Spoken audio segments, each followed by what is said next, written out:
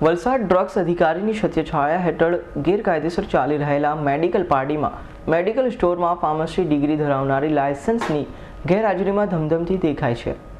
પારડીનગરમાં medical સ્ટોરની દુકાન દિવાળીની ટોપની જેમ ખુલી રહી છે અને સ્ટોર્સમાં ફાર્મસી ડિગ્રી ધરાવનાર લાયસન્સના વ્યક્તિ અમુક દુકાનમાં ભાગ્યે જ હાજર જોવા મળે છે।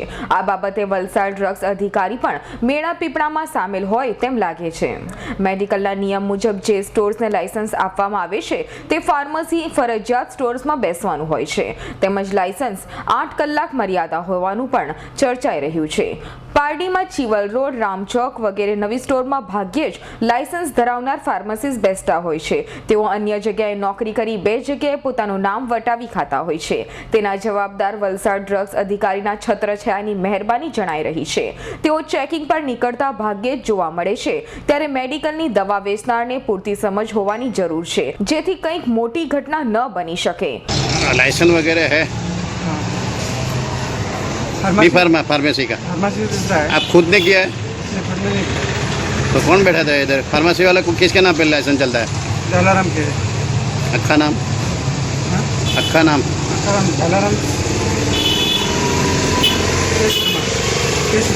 हाँ किधर का रहने वाला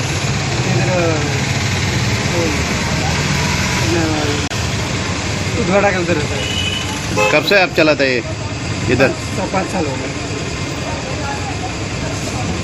नगर पालिका का लाइसेंस हो गया।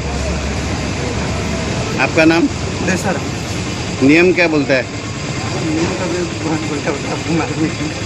नहीं बी फार्मेसी को बैठाना जरूरी है कि नहीं जरूरी सबको बिल देता है जो मांगता है भी देता है। અમૃત પટેલનો રિપોર્ટ S9 ન્યૂઝ પારડી।